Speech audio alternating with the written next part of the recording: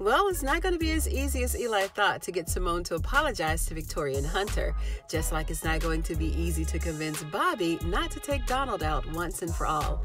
This is my commentary, review, breakdown of Tyler Perry's The Oval Season 4, episode number 6, titled Guns Blazing. In the opening scene, we saw Simone catching Eli on the phone with Victoria. Of course, he didn't admit that it was Victoria. He told her that it was Max. He wanted to know why she was snooping around, spying on him, and she really wasn't. Maybe it was just his guilty conscience, or it may have been that look of mistrust that was stretched all across his face. Now, both me and Simone have a hard time believing him, but we're not going to say anything. Not yet anyway. Now, he wants Simone to go with him to the White House to apologize to Hunter and Victoria, for accusing them of being murderers. Now, Eli, come on. Eli has let this sleazy rendezvous with Victoria go to his head because he done lost his mind. If he actually thinks that Simone is going to do that, he's completely lost it. And I'm really having a hard time believing that Eli and Victoria are a thing. I really can't get past that, but let's move forward. I think that we're going to begin to see a division amongst the allies here because some of them aren't convinced that things are quite the way that Eli claimed them to be. Now, when Simone left the room, he called Victoria back and he told her to convince Kyle and Max to lay off. And he's trying to spin the reason that Kyle shot Uma. So they're going all the way back here when the White House mayhem began in the first place. And Victoria agreed to go over and talk to Donald. She wants to deliver this news in person, which is a switch because she never leaves the White House, right? And he told her to expect for him and Simone to come over and deliver an apology. And even Victoria is having a hard time believing that one. Seems that we're all having difficulty with this one, and this is so incredible and it's unbelievable. It's so incredible. I mean, Victoria doesn't even believe it. And I told you guys, I told you in my sneaky link video that Eli is not putting it down like that. If you didn't catch that video, let me advise you to go on and watch this one because I called it in this video. He thinks that he has that much pull and power to get Simone to apologize to her. But my ladies can attest to this, that if he's slanging that long dong schlong, like say Bobby, then yeah, you might be able to convince Simone to apologize. But, that wouldn't be any problem, right? But Eli, nah. Let's move on. Now, Hunter walked in and interrupted Victoria's call, and she refused to get off the phone. And he's still trying to figure out where Jason is and how she was able to pull the old bait and switch trick with their son. Now, Victoria, she still thinks that Jason is dead, right? But Hunter has it all figured out and he's pissed off. He told her that he wished that she'd die and then he went and took a shower. Then she called for Sam, and I guess she wants to either see how Sam is doing or have him to accompany her on her little field trip. She ordered a small motorcade to take her to Donald's house.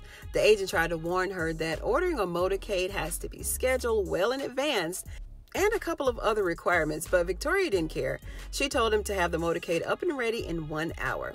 So on the ride home, Nancy's still trying to reach Barry, who's purposely avoiding her calls. Then they reminisced on the time when Barry was a little 9-year-old lad. When he got mad and hid under the crawl space of their house. And they just kind of chalked it up to the fact that this was just Barry, this is his character. And he's been playing these little disappearing acts since he was a kid. When Barry can't get his way, he'll just go into hiding. But Nancy thinks that he's going to come out of hiding soon and be home. Because as soon as Barry is faced with a little bit of adversity, he'll be back home. It's just a matter of time. You know what? What if Barry went to the compound? Maybe he went to the compound to find Callie. That's a thought, because nobody said anything about Callie lately. I don't know. Maybe he's missing his daughter, so he's probably hanging out with Daikon somewhere. But the reason that he left is because Kareem was downstairs pushing up on his woman, right?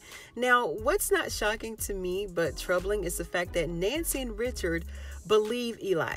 And they really think that all of this has been resolved. And I kind of knew that when Eli asked Simone, who she thought didn't believe what they were saying, I knew that Nancy was one of them. I just knew it. All Nancy wanted to do is get in that kitchen and put on some fresh greens and taters. That's it. Sharon wants to know how Mr. Richard can work for such an evil administration. And Richard said he's got 3 more years of them being in the White House, so he's just going to thug it out until they leave. Now, in our next scene here, it's about time that Sam took accountability, right? It's about time. I mean, we got a real, true, heartfelt apology this time. And he owned the fact that he effed up, right? He He even got down on one knee. His voice was shaking. He was sorrowful and regretful, but Priscilla told him, we forget all that. We don't want to hear that. She was not here for it. She told him that she's going to, nurse him back to health. Then after that, he's got to go. I was like, dang, Priscilla. She's letting Sam know you effed up and you effed up bad. And there is no bouncing back from that. Not right away. Not right now anyway. She's still not ready. And I've said this before. You really cannot tell someone when to be over their pain and their trauma, right? So all Sam can do is hope, wish, wait, and pray that Priscilla come around and come around soon, because otherwise he's going to find himself washing up in that QT bathroom, living out of the trunk of his car. Then we see Bobby and Max on that long drive back to the hotel suite. When Max posed that inevitable question, he wanted to know if Bobby believed what the vice president was telling them and if Eli is with them and yada yada. And see, this is what I mean when I said last week that the story seems as if they're going backwards. We can remember everyone posing these same questions last season and wanted to know whose side everyone was really on. And again, the same as last season, Bobby wants to just bust up in Donald's house and rescue Lily, just like he did when they saved her from Kyle and the waterboarding, remember? He wants to play out part 2 of that, I guess. And Max thinks he's crazy, just crazy. And poor Bobby, he's in a fairy tale if he thinks that this is going to be easy. But Max had to break his heart by telling him that Lily was in the process of leaving him right before all the shenanigans went down. But Bobby don't believe him. You can't tell Bobby nothing about Lily. No matter how bad it is, he ain't going to believe it, period. And in our next scene, Alan is on edge and Dale wants to flirt. Alan is trying to use Dale's phone because he's scared to use his own. He knows that as soon as he uses that phone, that the signal is going to ping the tower and boom, that's all Cal wants. That's all he needs is that ping. But Alan went ahead and used his phone to check his voice messages, and he discovered that Donald has been leaving voicemails and is not the normal professional kind either, right? Donald is calling Alan back to back like a scorned lover. Y'all know how it is when a person ain't calling you back fast enough and then they call you again and again and again. And ain't no other message between the message that they're leaving you. He is calling him back to back. Alan, where are you? Alan, call me back. Alan, you know you're about to lose your job. Just crazy. Donald must have forgot that he sent Grip to kill him and Priscilla just a few hours ago. I don't know. This is just crazy. And Dale tried to warn him not to use the phone, but Alan wouldn't listen to Dale. He wouldn't listen to him at all because he works at the White House and he has a big office, dressed in $1,000 suits and close to the chief of staff, while little old country bumpkin Dale sells sunscreen at the corner pharmacy. But he insulted Dale and he really didn't have to do any of that. All Dale wants is a little bit of attention and to be safe, right? That's all he wants. But this really pissed Dale off. He was really mad. So Dale said he's got to go because he's used that phone, so he knows that they're going to be tracking them. And Alan really should have listened to him this time. Now we're back at the Halsons, and Miss Jody got an attitude as she sweeps the top of her grass with the house broom. And she's mad at Nancy because Nancy ignored her when Hunter came over, and Miss Jody was just being Miss Jody, just like she is now, loud and obnoxious. When we saw Hunter coming from their house, she said that she captured pictures from her phone and then posted them all over her social media page, which got shut down, by the way. So she was mad at Nancy, but got all the love in the world for Richard.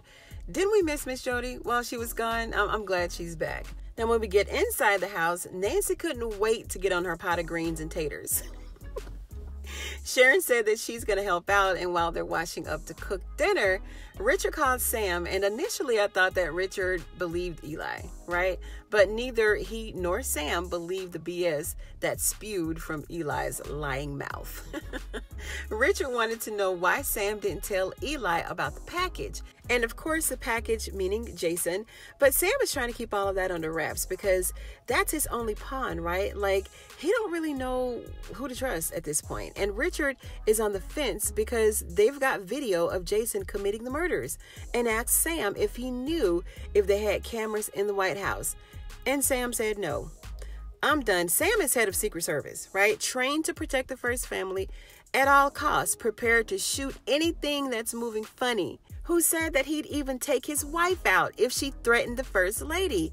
And this man had no clue that there were cameras in the White House.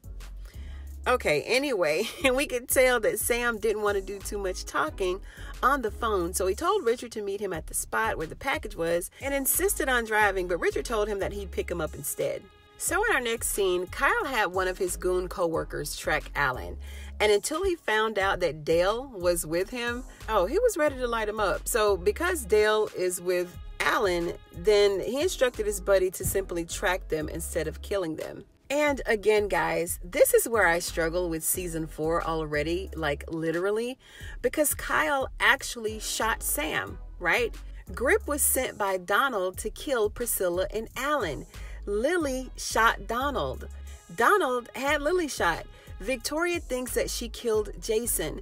Eli has completely flip mode, and they just pick up where they left off. Gee. How is this happening? Like, all of this happened like yesterday, right? To them. And everything's just moving along as if none of this happened, as if nobody got shot, as if nobody's lives were threatened. Like, how can you pick up where you left off? You can't. There's no way I go back to that White House. There's no way I go back to Nancy's house. Like, I wouldn't be anywhere in sight. So Sam and Richard made it over to the package, right? AKA Jason. And they had some choice questions for Jason. They wanted to know why he jumped from the roof and why he helped Jean to leave Earth. He told them both that he jumped from the roof because he has horrible parents. And he said that, get this, y'all, that his father helped Jean to leave Earth. That fall must have given Jason amnesia too, because he must have forgot that he's already admitted to Priscilla that he took her out. Besides the fact that they have them all on the White House videotape, right? But Jason doesn't know any of this. He has no idea. So in our final scene, we have Lily coming down the stairs, all battered and bruised, fiending for the pain medicine. So why do they have Lily on here acting like a whole crackhead? I mean, she's been on the meds for what? A little under 24 hours, right? So how is she hooked so fast? Right? I don't know, but nonetheless, Donald has turned into a whole comedian. He's actually getting a kick out of threatening to hurt Lily's family if she doesn't comply with what he wants her to do. And he told her to stop complaining and to keep loving him because she can't have that lavish lifestyle without him. Then he posed the question of how she's going to be able to continue the lifestyle without him. And boom, Bobby, there he is. He pops up from behind the chair, put the gun to Donald's head, and told him not to move. End scene. So how did Bobby get in? How did Bobby get in there without anybody seeing him? He just popped up like Jason. He's just there, just Friday the 13th on him all day. So anyway, that concludes my review, breakdown, and my commentary on Tyler Perry's The Oval, Season 4, Episode number 6, titled Guns Blazing. I hope that you enjoyed the video, and if you did, give it a thumbs up. You know I'd appreciate it. And if you're a fan of The Oval, then go ahead and subscribe to the channel because I'll be doing video breakdowns like this all the time. Thank you so much for joining me on today's episode of Ruthless TV, you guys, and I'll see you on the next one.